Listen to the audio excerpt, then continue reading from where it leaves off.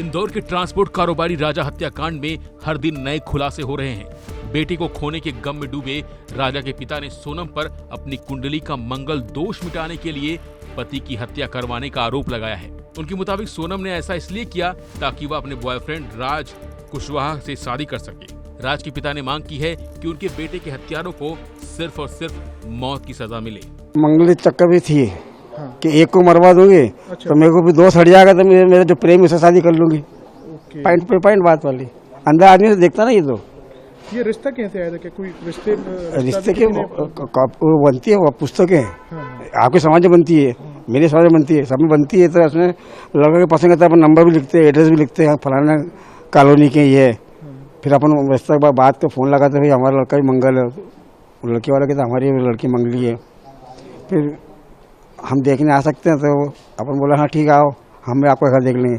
फिर आगे आगे शादी ब्याह बात चलती है। मुझे क्या होना था कि शादी ऐसी होगी कि मेरे बच्चे ही हमेशा के लिए चला जाए। आपने कभी नहीं सोचा था कि अरे नहीं, मेरा बच्चा इतना सीधा था कि आस पड़ोस से भी कहता है तुम्हारा छोटा वाला बात करते ही नहीं। मैंने भैया उसके काम से काम करता है, जो चाहिए पापा क्या चाहिए मम्मी क्या चाहिए ला के दे देते हैं। फोन पे बात लगातार सोनम करती रहती, कभी आप लोगों को शक नहीं हुआ? और ने क्या नए नए जोड़े में को बता नहीं पाता। बोला मैं कहूँगा पापा मम्मी नाराज होंगे कि बात क्या है, शाम को बात कर लेंगे, शाम को देखो। तो सुबह वो उसके बाद उसके फार्म को लगी रहती है। उसने एक चक्कर पूछा, दो चक्कर पूछा कि तो बात क्यों नहीं करती? अरे मेरे को मेरा ऑफिस में ये फलाना काम, मेरा गाड़ी लगती है, ये वो फलाना डिमका प्लॉट करना ये। वहीं दूसरी तरफ राजा रघुवंशी के भाई सचिन रघुवंशी ने भी इस मामले में तंत्र मंत्र की क्रिया का जिक्र किया है। उन्होंने कहा कि इस पूरे परिवार से पूछताछ होनी चाहिए। साथ ही उन्होंने मेघालय सरकार से माफी मांगी है। मांगलिक राजा भी था, लड़की मांगलिक थी। और जैसे बहुत से सुना था अपन एक हिंदू धर्म में जैसे बोलते ना, सुनने में ऐसा आता कि लड़का मर जाए दूसरी शादी इसकी सक्सेस होती है, तो इसी को प्लानिंग करी हो। तांत्रिक क्रिया की बात ऐसी आती है कि जब राजा रघुवंशी सोनम का मिसिंग हुए थे तब इनके पापा ने फोटो उल्टी क्यों नहीं टांगी? यदि टांगते आज राजा जिंदा होता। बेटी की फोटो टांगी तो बेटी जिंदा मिल भी गई है। तो ये सोचने पे चीज़ मजबूर कर रही है। वैसे कौन सा तांत्रिक था जिसने तो चीज़ों को खर्च से बोला और बच्चे मिल भी गए उनकी।